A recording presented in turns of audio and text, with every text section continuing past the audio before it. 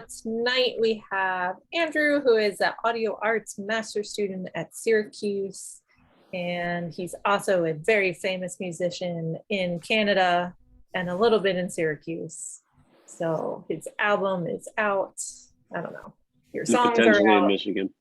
Yeah, the music potentially Arizona. Check it out if you're watching the video, or if you're here. But yeah, my name's Andrew, and we're gonna talk about audio and everything. Should I talk about my background in audio? Yeah, so I started my high school. Luckily, we had like a recording studio in my high school, which was really cool. So I got to like go in, do really basic stuff. It wasn't like by any means professional, but it was just really cool. Just like get behind and be like, okay, this is how a microphone works, and this is what happens whenever you plug a microphone in, and how you get audio. So that's when I started with that, and then that triggered me to then move on and start working in audio.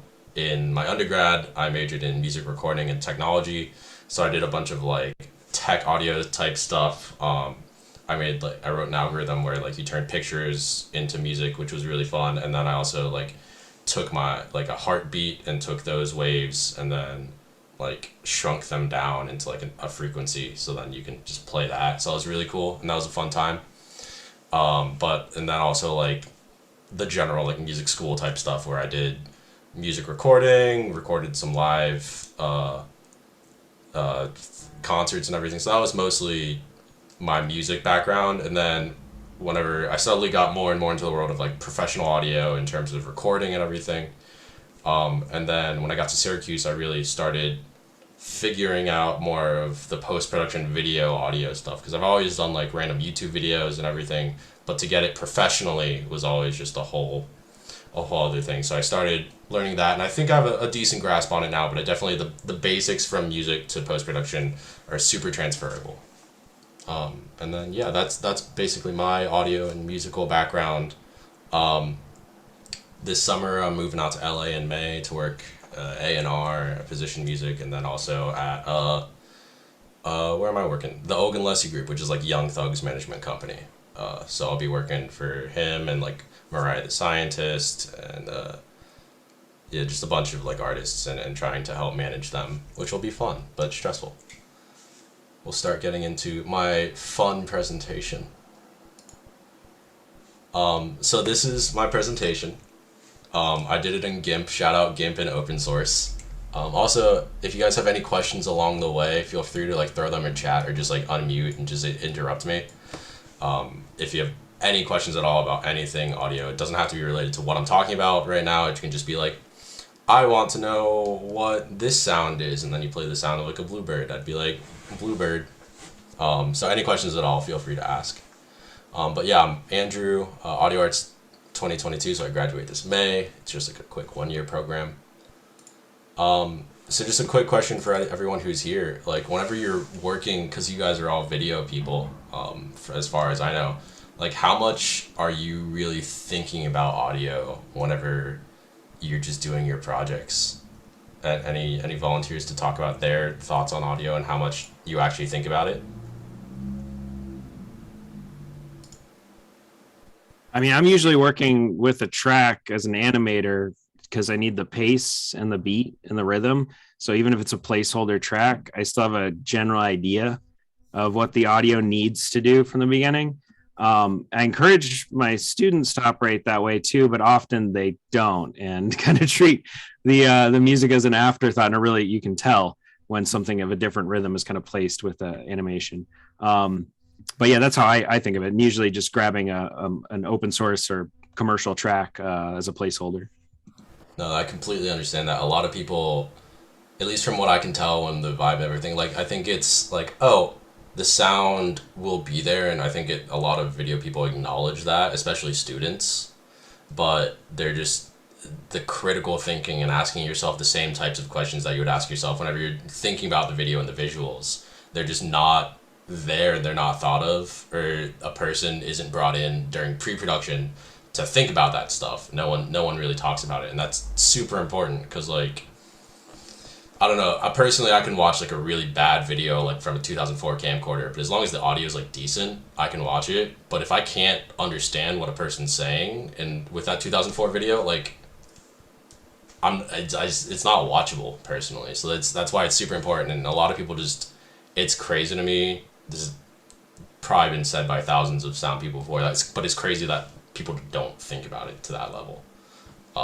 So definitely worth thinking about. And whenever you're working on your projects in the future, definitely just be like, hey, give even 5 minutes, just be like, think about the audio critically in the same way you would think about the video, the logistics of it, how it would actually work. You don't need to know anything about professional audio. Just be like, oh, if you know basically like a microphone picks up sound, what can you do with that microphone then in that situation? And then moving from there, it all will fall into place as long as you're just thinking, giving it some sort of thought rather than being like, microphone goes into place and then we hope.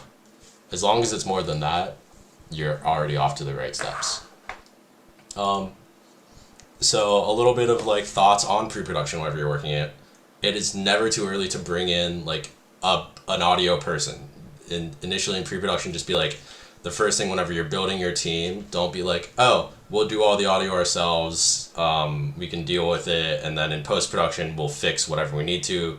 Like, audio shouldn't be an afterthought in any situation. So definitely bring a person in, even if it's like, oh, you can't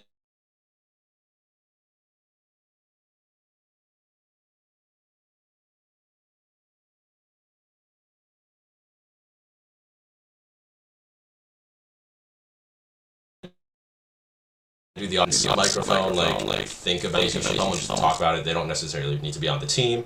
Even just a consultant helps so much. But during pre-production, if you don't have a consultant and you're just trying to think about it, you should really be thinking about like how you're going to capture the audio. Do you have like dialogue, sound effects, music? Like, how is that all going to be captured? And that should be definitely something that is thought about while in pre-production. With the dialogue, are you going to be using a shotgun mic, a lavalier mic? And how are the polar patterns of those, do those work? Because shotgun mics, sorry, I'm going to create a new image. Shotgun mics, if, I don't want the star, I'm so sorry. So say this is the microphone, and then this is like the front. Shotgun mics, their pickup pattern kind of looks like this.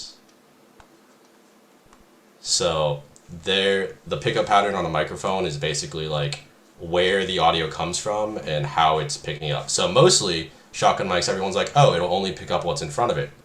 Actually, no, it'll pick up mostly what's in front of it, but it does also pick up what's behind it a little bit more, and to the sides as well. So considering that and considering the polar pattern, it's a chainsaw.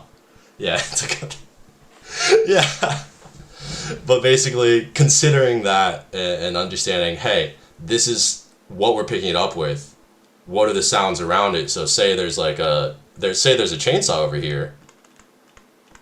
Cool, you're gonna pick up that. It's not gonna reject it completely. So you gotta really make sure that, or nothing as loud as the chainsaw, but like if there's a person talking, there's a shotgun mic, or a person on set accidentally knocks over a glass, you gotta be considerate of that. And then also lavalier mics. So the lavalier, we don't need a slide for this. Lavs are omnidirectional. So what that means is basically that, like, say you have a lav here, and a lot of people think that, oh, whatever way the mic's pointing, because lavs usually have like a front presenting end. It doesn't really matter. They're going to pick up every direction the same in a 360 spherical kind of way. So it doesn't matter which way the lav's pointed. It'll pick up everything. So being considerate of that and understanding, hey, that's what it is. Sound effects, like footsteps, are the most important thing. Like, if your footsteps aren't synced up, or if a person's walking and you just capture the dialogue, but their footsteps aren't making a sound, are they a ghost? What's happening? Like, it's just confusing, and those are the anachronisms that, like, you wouldn't necessarily think of because they're so normal, but, like, taking a glass and placing it on a table, that sound, you need to hear that. And are you capturing that with your with your shotgun mic? Are you going to put it in post-production? Like, how does that work? And really considering all these questions and all the movements and doing it. And they don't have to be like right on the forefront of your mind, because 9 times out of 10 you'll be able to capture them, but you got to be able to think about it. And then source music as well.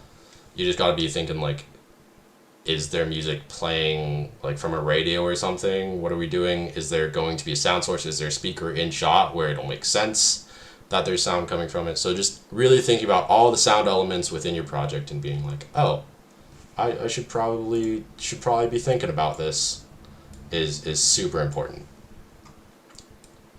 Temp music is also something to be thinking about during pre-production. And temp music's basically like the music you put in before the final score. It could be anything, just to get a general vibe, but you understand the like feeling of your films and or project. So definitely understanding with that feeling, what should the temp music be like, and it'll also help you think of like what rhythmic beats should be hit during dialogue, during character movement, because some of like the best, like the Baby Driver scene that everyone brings up, like that's all like rhythmically synced, and you don't have to necessarily have the song you want, but like tempo matters, mood matters, and it helps set an entire vibe for everything. Music does a lot for that. So just considering that and thinking of that just in the back of your mind as you're working on the project. And then, will we need ADR? So say you're capturing stuff, this comes into the dialogue. Will you need ADR and how it considers? We'll get into a lot of this later, but also Foley with sound effects as well. Considering all of that is really important. Does anyone have any questions as like questions they should be thinking of, or anything questions so far? Looking good? All right, awesome. We'll keep trucking along to the fun stuff. Production. I'm not great at production sound, like on-set sound, so we're gonna kind of like breeze through this. It's relatively simple. Just point a mic at the thing and hope and make sure that everything's backed up. I'm sure it's more complicated than that, but that's just not my specialty. So making sure whenever you're on set, remembering how something was recorded is super important. If you're using a shotgun mic to record it on set, and then whenever you go into post-production, you're doing like an ADR session, and you use like a condenser microphone, like a normal microphone or something else, or you're not using a shotgun microphone, those audios aren't going to match. And that's something super important that you should be considering and thinking about, and just writing it down, being like, hey, we're using this microphone to record it, because different microphones have different equalization curves, which is another thing, which is basically like the tone of the microphone.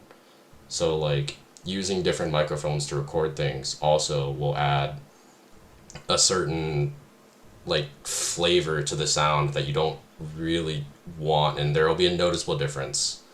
But most shotgun microphones are good, but just being considerate of that and how you're recording things. So then later in post-production, you can go back to those notes and be like, that's how we recorded it, that's how we match it to this thing. And then the main thing to think about with room tone, or with productions, is room tone. So I hope everyone knows what room tone is, but if you don't, it's just like the sound of the room, because no room is completely silent. So it has a sound, it has a space, the air is moving at all times. So there is some sort of room tone. So being considerate and recording, at least, on major productions, 5 minutes of room tone, just so you have it and so you can do it. And then whenever you're recording it, make sure that everybody's in there, because we are meat sacks and we absorb sound. Clothes absorb sound. So everyone standing in the room, a packed auditorium is going to sound completely different than an empty auditorium. That room tone is going to be 2 separate things. So considering that and everything, yep. Just like Shayna said in chat, cameras and lights produce buzz. 60 hertz. Everyone knows 60 hertz electricity. Yeah, so in America, we have our electricity runs at 60 hertz. So in the UK, it's 50 hertz, and in any other country, don't ask me. But 60 hertz is the frequency in which electricity operates at in America. So whenever you hear that like electronic buzz sound coming from electronics, it's usually at 60 hertz. Most competent sound people will know that's how you like notch it out. So being considerate of that And so then you know, oh, there was a 60 cycle hum coming from this thing. Later in post-production, we're going to have to either knock it out with an EQ or something. And we'll get into how to do that in a little bit with a demonstration. And then the last thing is like just remembering consistency in dialogue, which we'll get into a little bit. Just being like, but if you have... So I sound like this from this distance from this mic. I think I'm using... I don't know which mic I'm using right now. I'm not. But I think I'm using that one. But like, if I walk back here, I sound different. And I'm using the same mic and everything, but I do sound different, and that's noticeable. So whenever you're changing camera angles, how does that change the distance from the microphone to the person? How does that affect things? And just understanding that that's going to change, and that is very... It's possible, but it's not fun to fix, and it requires thousands of dollars of software that most students don't have. So just consider it. Just consider it. Shayna asked in chat, can I use the mic on your camera? In theory, you can. I would very much recommend against it. I would recommend getting like a shotgun microphone or something, just to have like a quality, consistent mic. But if you're really running gun, just, you know, I'd try not to.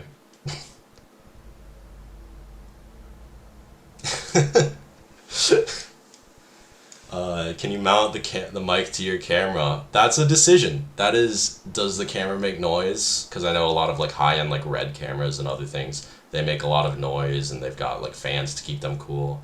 So it's really just considering it. And usually you want a boom op, but it just kind of depends on how you want to look at the sound and the dialogue and everything. Do you want the sound to change, like the point of view of the sound to change with each shot?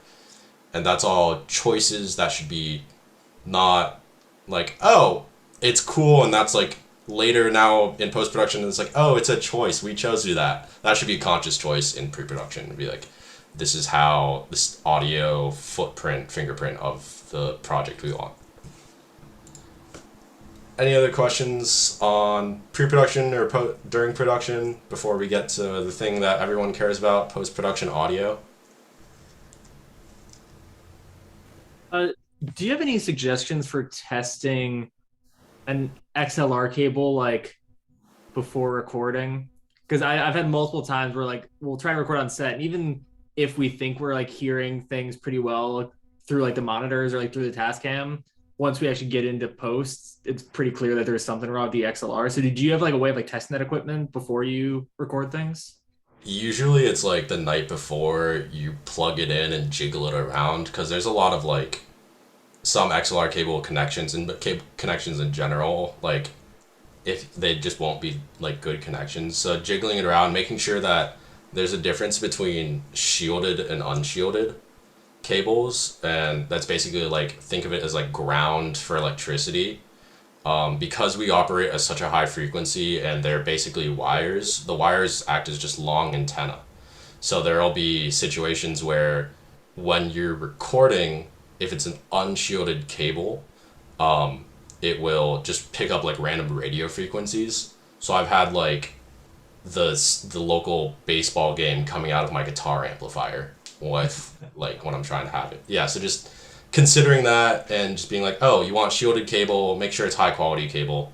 But other than that, it's really just like how you would test other cables. Make sure it works, record something with it, jiggle it around, make sure it's not making any sound whenever you're jiggling it around.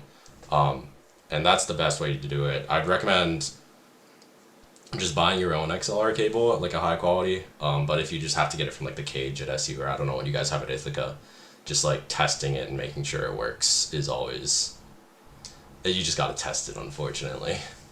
Yeah. All right. Thank you. Yeah, no problem. Cool.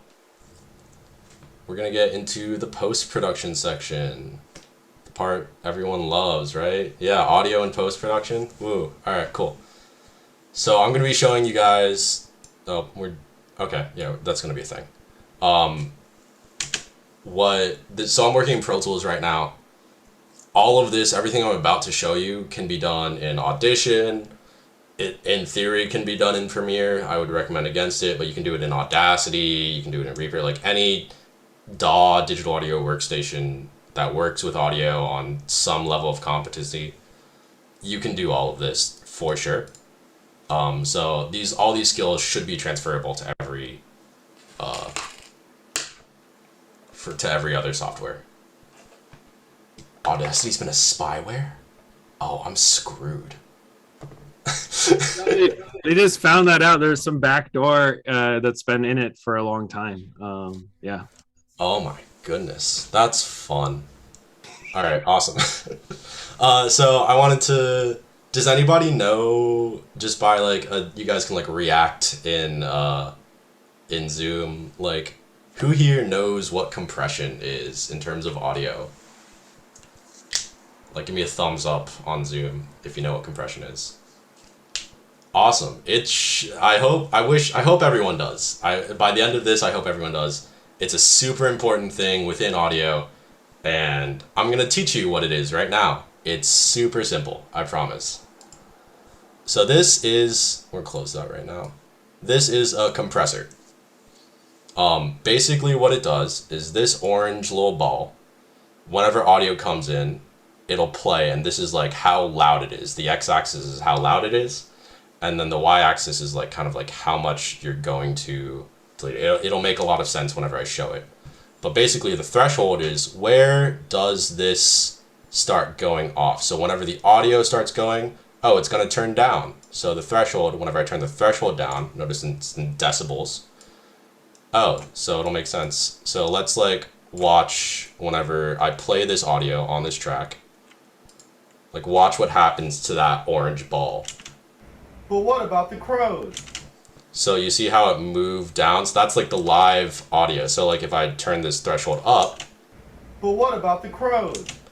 And what that's basically doing is the ratio at which your compression is at, it's basically saying, okay, so for every 1 unit of what the audio actually is, we're actually turning it down by 1.9 units on this slope.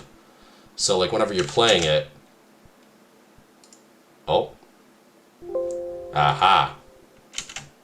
But what about the crows? Versus like a 1-to-1 compression. But what about the crows? You can see how that does it. So compression basically takes all those super loud noises and just brings them down. So anything above this threshold, it'll just like bring it down to whatever level you want it. And you can dial these features in to whatever you want. Generally like 2-to-1's pretty good ratio. So whenever you hear people talking about ratio, compression, threshold, that's all it's doing. It's taking the loud tones. So whenever it hits that certain threshold of decibels, it'll be like, no, we're gonna actually take that and say, instead of after that point 2-to-1, it's just gonna be like, we're just gonna turn that down. Does that make sense to everyone? Is that like it's pretty simple. It's just like too much signal, we're gonna make it slope down. Knee is basically how soft or hard do you want this knee to turn. You don't really have to worry about that too much, but it can help like make sure that it's like a little bit of slope.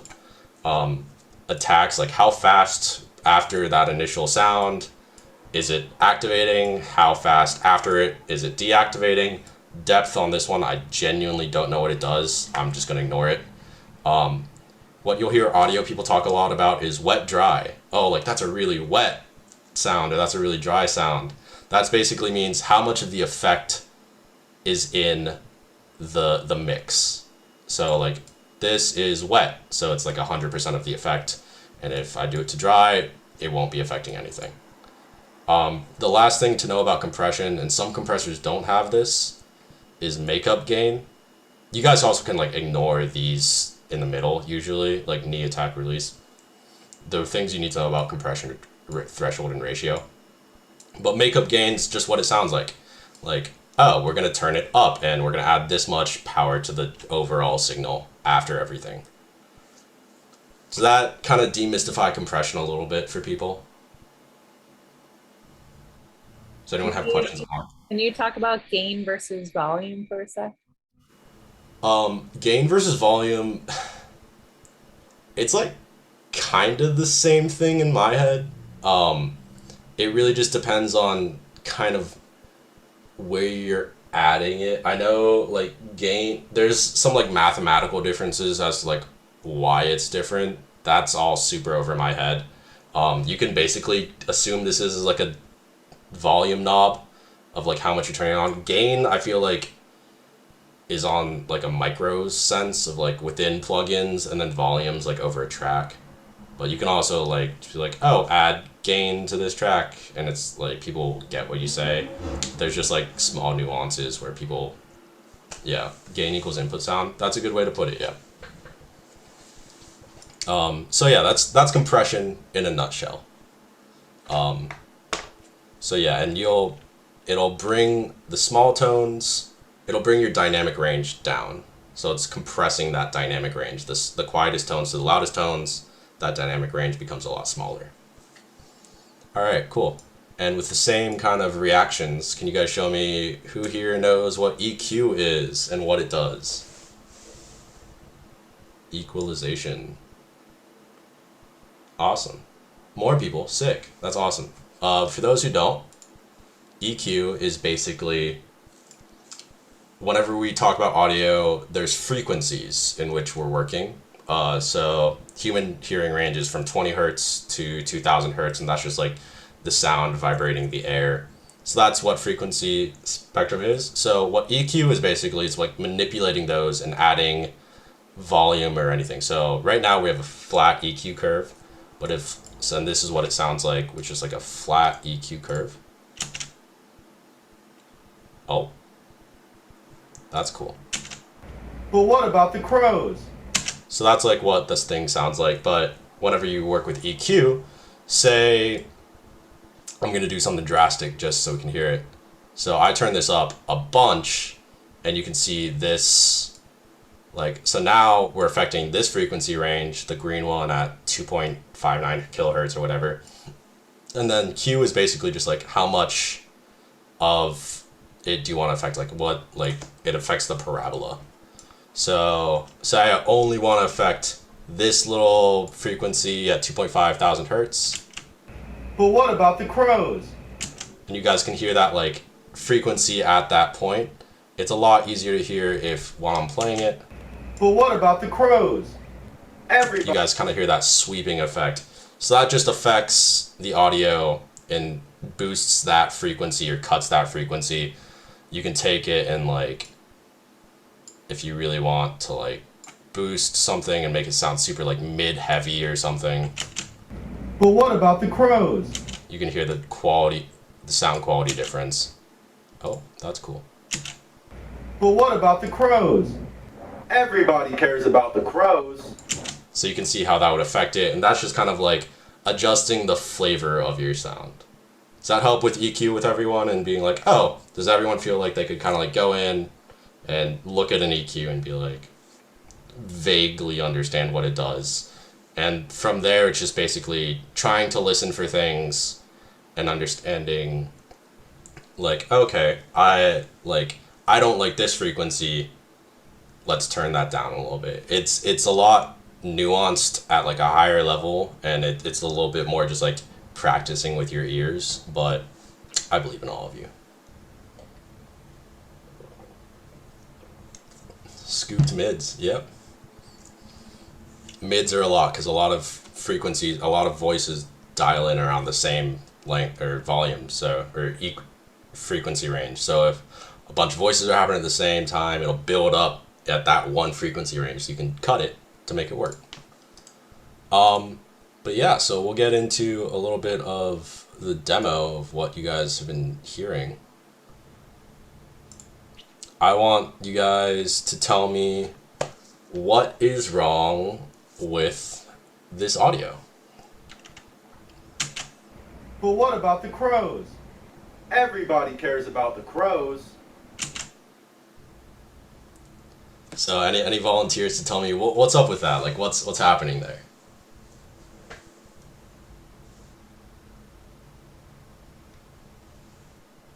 Play one more time.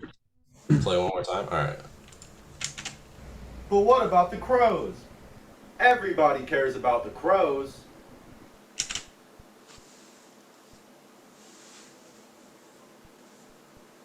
Any volunteers to tell? Tell me what's happening there. You can unmute. Left side heavy? No, it's nothing going on with the pan. There might be. No, I don't think there's any panning issues. No. They sound distinctly different. Yeah. So what's happening there is in this first shot, I'm using the audio. I just recorded this on my phone earlier today. But in this first shot, the audio is coming from where we're looking. And then in the second shot, it's still coming from where the camera is. I just didn't do anything. I just took the two clips, moved them together, and that was it. That's all I did. So you can notice whenever we play it back, the noticeable cut in the sound whenever the video changes. But what about the crows? Everybody cares about the crows. And you can hear the room tone doesn't sound the same. There's traffic in the background. It all just sounds like, in theory, you can understand the dialogue, and that's all we care about at the end of the day. But the rest of it just sounds kind of like you just took two video clips and put them next to each other, and it's like, cool, but not the greatest. So let's take a look at the next step. But what about the crows? Everybody cares about the crows. What's the difference there? I can play it one more time for you. But what about the crows? Everybody cares about the crows. Any volunteers for what's different there? I don't know how well the audio quality is coming across on your end. I hope it's coming out decent. It's pretty good. Yeah. Cool. Yeah, the background noise, it stays consistent through the entire thing. So this is all one audio take. So the lip sync might not be the best through latency and everything, but if we play it again, this is all just one consistent audio take from the same position. I just changed the camera angle because I took it from one thing and just moved it and then did the same rhythmic talking. But what about the crows? Everybody cares about the crows. So you can hear it comes from the same part. It comes from the same place. So that's just one way you could do like your entire scene from one position, and then depending on like if you can see a person's lips or not and everything, as long as you have the beats and the rhythms down, that's one way in which you can like sync audio and keep your audio consistent throughout the entire thing. Now, it doesn't sound the greatest, and that's just what it is. But what we can do is we can take this same audio, I just copied it down to here, and this is called the RX. It's by Isotope. It's basically like a denoise software, and I've already like taught it. It has this little learn function where you can play the room tone back, and it'll learn the frequency curve of that room tone. And so this is what my room tone sounds like. So whenever I play it, oh, it's muted. Oh, it's bypassed. Sorry about that. So whenever I play it, it'll show the frequency at what's actually happening, and then you'll see whenever there's noise, it'll show at this noise, and I've already reduced it so you won't hear the noise. Anything under this frequency curve will be reduced. But what about the crows? Everybody cares about the crows. So you can see how that's noise reduction. It's basically taking the profile, that room tone profile, applying it, and then saying anything outside of this, out here, that's cool. Anything below it, we don't want that, we don't need it. And you can adjust the threshold of it, and then also the reduction and like noise profile, residual noise, and you can play and dial in your settings from there. That's how most noise reduction works. Audition has a really great free noise reduction. This RX suite is a little bit more specialized, like you have to pay for it and everything, but you can basically do the same thing for free in Audition. Well, for Adobe free in Audition. Any questions on denoising, and do you guys want me to play it again? All right, cool. So this is the same clip that we heard up here. Let me play the original clip. That's really fun. Let me just do that. Let me bypass this. So this is without noise reduction. But what about the crows? Everybody cares about the crows. And then we can do actually this version, which is even better. This is the same audio. My computer really loves me right now. But what about the crows? Everybody cares about the crows. So you can hear a bunch of the background noise, and then if we unbypass it, which means the effect is active now. But what about the crows? Everybody cares about the crows. So you can see it's not perfect. You can still hear the cars and the highway in the background, but that room tone, once you dial in those settings, will be gone. Something to be considerate about though while you're doing like noise reduction is that it will also kind of hollow out the voice a little bit because it is cutting a bunch of frequencies. So you are cutting those frequencies and you're getting rid of that room tone, but it's a little bit more difficult. There are some programs that will like an AI has been trained to like think about it and be like, oh, this is a voice, these frequencies are a voice and these frequencies aren't. So we cut it that way, but that's noise reduction. It's super important. Why it's super important is because it'll let you start doing some cooler stuff with your audio. So I'm gonna move all this over. So this is what I came up with for like audio. Which one? Ah, okay, yeah. So what you can do with noise reduction, let me mute that clip, sorry about this.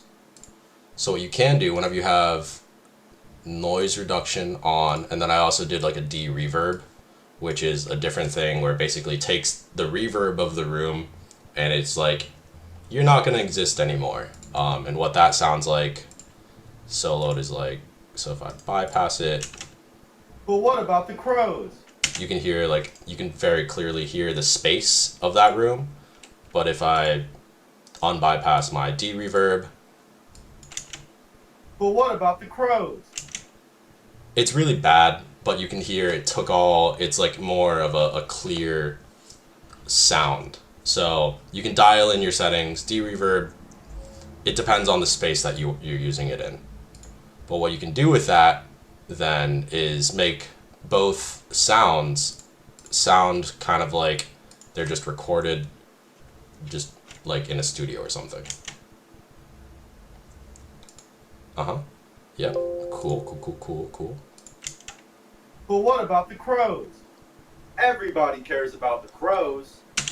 So, not the greatest example, and once you go in surgically, I did this in like 40 minutes earlier today, so I apologize, it's not the crispest, but the tools are there to do something, and you do hear those kind of anachronisms where something's a little bit off. And then the last thing, the reason why we want to denoise the room we have is then, because then you build room tone. You take room tone that other people have taken, or that you've recorded in the past, and you build it up. So now this is the tone that I built.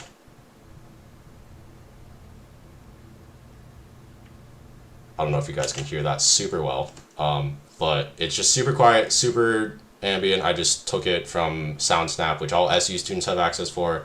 Not entirely sure if Ithaca students have access to SoundSnap, but you can find like room tone copyright free on the internet and stuff. And you build it out considering, oh, there's an HVAC system, there's a 60 cycle hum coming from a computer, and you build all that out and you choose your room tones. And then what you can build with that, well, you take the room tone out and then you go from there. And then I also did an ADR where I just recorded my voice with a shotgun mic within like a similar distance. And what you can do with that is then build something like this. But what about the crows? Everybody cares about the crows. And that sounds a lot cleaner, a lot crisper, and that's just what you can do with audio in post-production. That's just like touching the surface, but like none of the original audio was used. You can use the original audio, you can choose not to, you can do a combination of everything I just showed you, but that's just like a sprinkling of the magic wizardry you can do with post-production sound. Hope you guys enjoyed.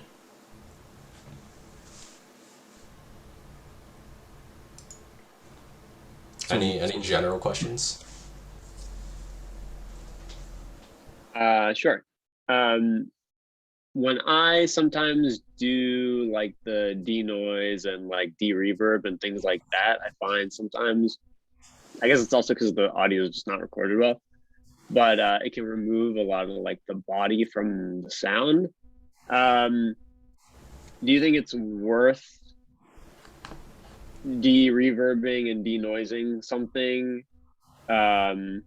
so that you could build back in like room tone or like add effects that will only affect just the voice? Or do you think you should just leave the original sound at that point and then like just use what you, or like ADR it at that point? Yeah, it depends on like how bad it is and how bad, like, if it's not savable, if you can't fix it with like going back and EQing some stuff back up afterwards or anything, then at that point it becomes like, okay, let's just do an ADR session and put it back in.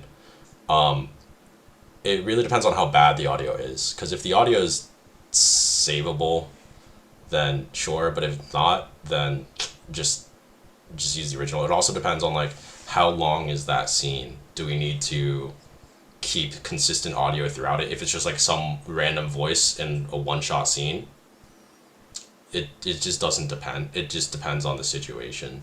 But that's just kind of a judgment call, and it also helps having someone who knows audio, because then you just be like, okay, this is savable, this isn't savable, and making decisions from there. It's a really difficult judgment call at that point, unfortunately. I hate to say that. I wish there was like oh, you should save it in this situation, you shouldn't save it in this situation, but yeah. Yeah, no, that makes sense. Question. So I don't know if you've had this problem in Pro Tools or Audition, but there is a denoise thing in Premiere that doesn't affect the clip at the beginning. So it, like, you put it on it and you loop it and loop it and loop it and fix it until it sounds good. And then the first like second is not affected, and then it takes effect. Have you had that happen or have heard of that before? That feels really weird. It might be like, because all audio plugins and all like anything audio related, it's all CPU based. So it might be like the CPU not being powerful enough to like actually start processing that audio, because it's doing like all this advanced noise frequency calculations during the like live. It's like you can't turn down, like you can turn down your live render whenever you're doing VFX, and you can turn down that so it's not as hard on your PC. You can't really do that with audio too much. So it might be that, but yeah, like Brad said, it might also just be Adobe nonsense. I'm not entirely sure. Yeah, I usually tell them to like extend their clip out earlier.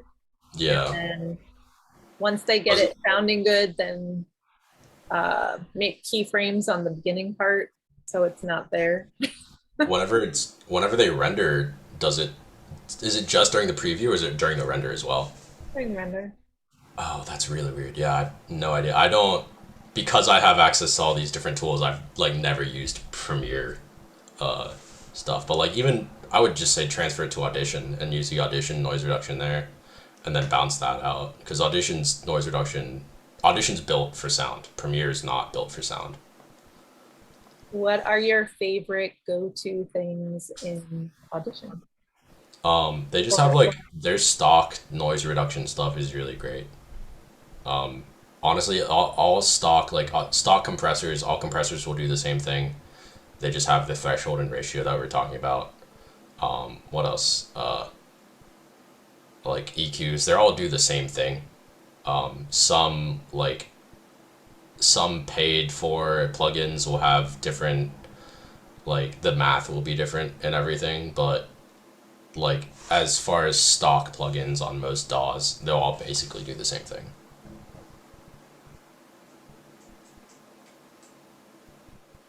For your first example where there was like where the mic placement was slightly different, if you had to just work with that take with what you had, would you adjust the closer mic placement to sound further away, or would you adjust the farther mic placement to sound closer?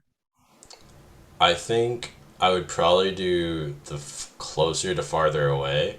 That's like it depends on the scenario, but it's easier to make something sound farther away than it is to sound closer, because you're taking away frequencies at that point rather than adding frequencies.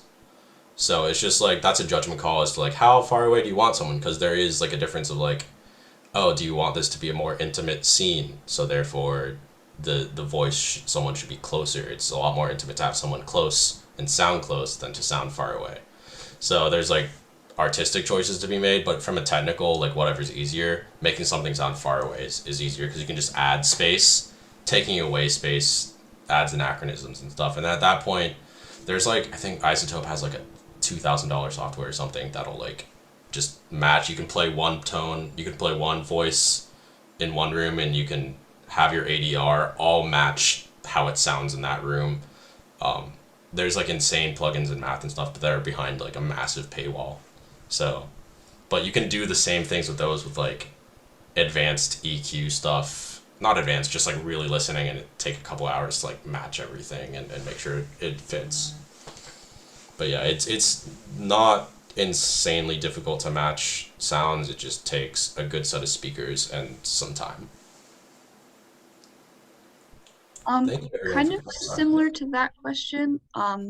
This is sort of like, so one thing that I've been wanting to kind of like get into, which it's like, it's not exactly like film related stuff, but it would be like sort of like audio drama podcast sound design. So it's sort of like creating like an image just with sound essentially. So like, I guess as an example of like some dialogue that I like recorded recently, how would you recommend going about like kind of making it like, I don't know if this is making sense, like sound like a different space, like sort of like a larger room versus a smaller room, or like outside versus inside, like, because I've tried to like mess with like reverb before, but it just sounds weird, and like I just don't really know what I'm doing, so I wasn't sure if you had any tips on that. So I'm gonna share my screen again real quick. But reverb is super important. So let's say I have this like. But what about the crows? Everybody cares about the crows. Hopefully you guys can still hear that, right? All right, awesome. So like if I just throw a reverb on here, reverb like, just go like deverb or something. This is like Pro Tools stock reverb. Whenever I play it back. But what about the crows? Everybody cares about the crows. It sounds like a little bit weird, right? Like it's like, oh, in theory, yeah, that's what a large hall sounds like. And in theory, that's what it's placed. But like, you don't really want to listen to that. So there's a couple ways you can work with this, right? Your dry wet mix that we were talking about is really important. So if I want more of the dry signals, now I have 25% of the wet signal, 75% dry signal. If I play it back. But what about the crows? Everybody cares about the crows. So there's a noticeable difference. It's like it's a little bit closer. Another thing that you can do is you can duplicate your track, and I'm gonna not have reverb on one of the tracks, and then on the other track I'm gonna have a lot of reverb, but I'm gonna turn the volume down. My computer didn't like that. It did not enjoy that. But what about the crows? Everybody cares about the crows. So that's just like another way where you can like hear, like it feels like the audio is there, and it feels like you're close and it's super crisp audio, but you can also hear it in that space, and you can play around with all of your settings. Like decay is like how long does it take for the audio, for the tail to kind of reverb to fall off. Another great way to think about is pre-delay.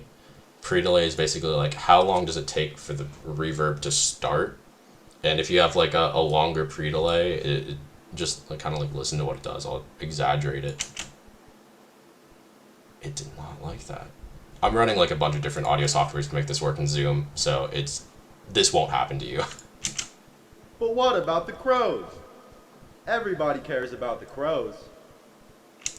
See, that's like, you can hear the reflections. The pre-delay is basically acting as like, oh, I'm talking here, the sound waves are coming out, and they're bouncing off a wall, and then you're hearing that back. So it just depends, playing along with it. So hopefully that helps. Yeah, that makes a lot of sense. That was like the main thing I was having an issue with was like I was kind of messing with like the sort of the stock reverb in Pro Tools, and like you said, it was like in theory this is like sounds like a large space, but it doesn't sound realistic. So that helps a lot. Thank you. Yeah, so you can duplicate it. If you do like, you can do like, if you're working in Pro Tools and all other softwares, you can do a thing where if you create like a bus track, which is basically like, it's just like a track where you can send things. You can create, it's basically like, oh, we're gonna filter back to GIMP. So a bus track's basically like, we have a single audio track, another audio track, and we want to send them to the same place, and that same place will be the bus. And then we can send it to like another bus. And it's basically like all audio tracks hop on the bus, and then you can do that.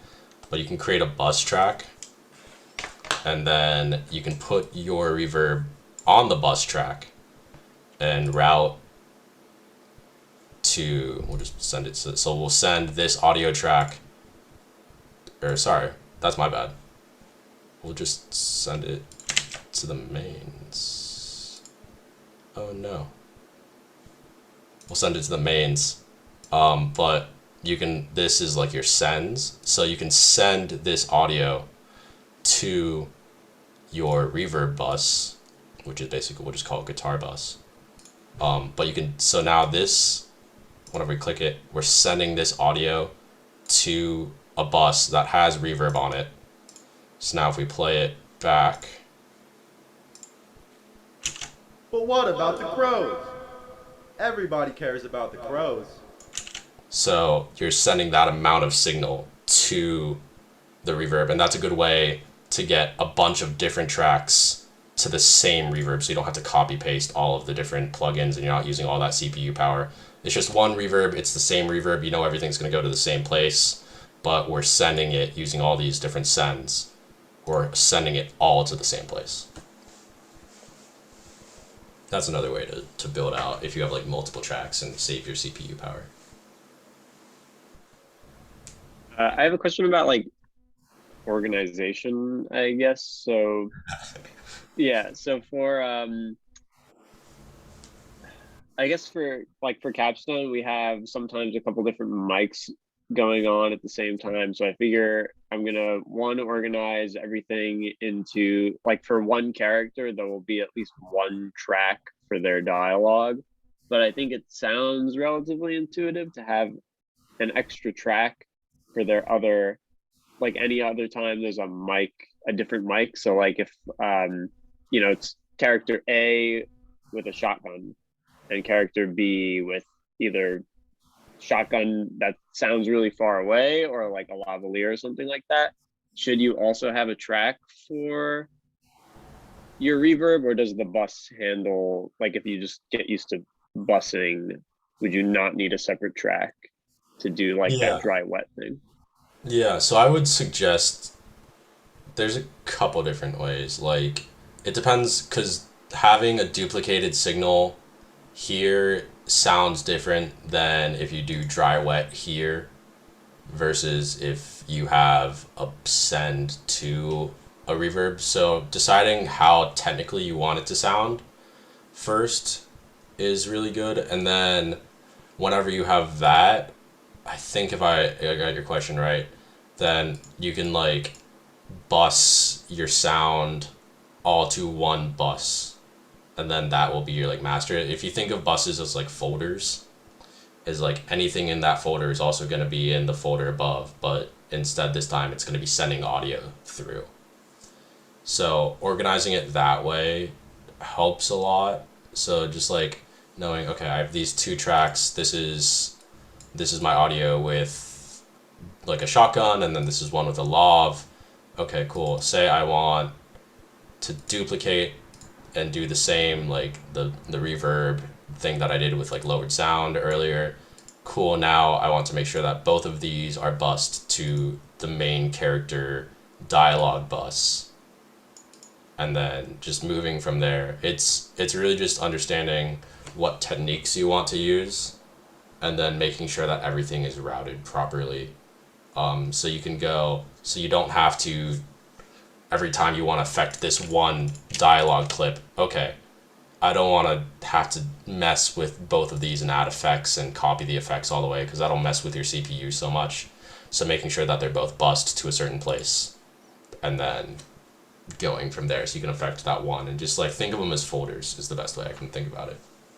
Right. Gotcha. Thank you. So basically, like, my plan is to do like some sort of mixing on like the track level rather than the clip level. So like if I have audio from character 1, I can just like apply some compression if the mic placement, let's say, is relatively the same and like it sounds relatively similar. Putting compression on the track rather than each individual clip. So basically, the way that busing comes into play a little, like to make things a little easier on myself, is if there's 2 characters speaking in the same room for the same scene, and I have them both on different tracks, and I have, let's say, compression on the main character's track and a slightly different compression and EQ maybe on the other character's track. So character 1's dialogue sounds consistent and with himself, and character 2's dialogue sounds consistent with himself. Busing would be like if I want to add reverb to both of them that sounds the same, instead of, without having to be like, okay, let me add reverb to character 1 and then let me copy and paste that same reverb to character 2, and then if I change character 1's, then I would have to like remember that I changed it.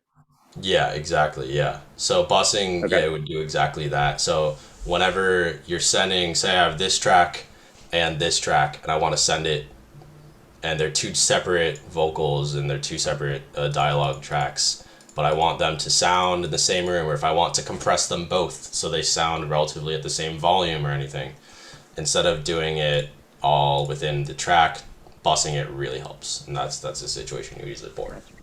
Thank you. Yep.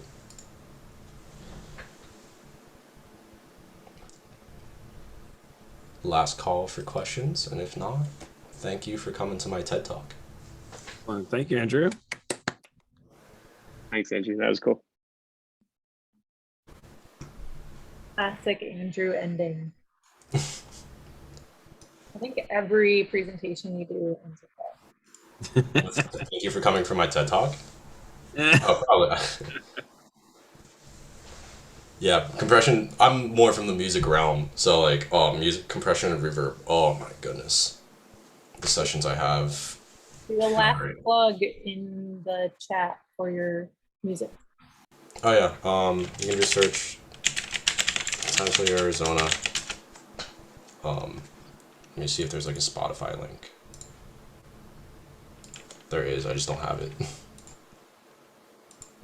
Maybe that's what is why you don't have as many followers.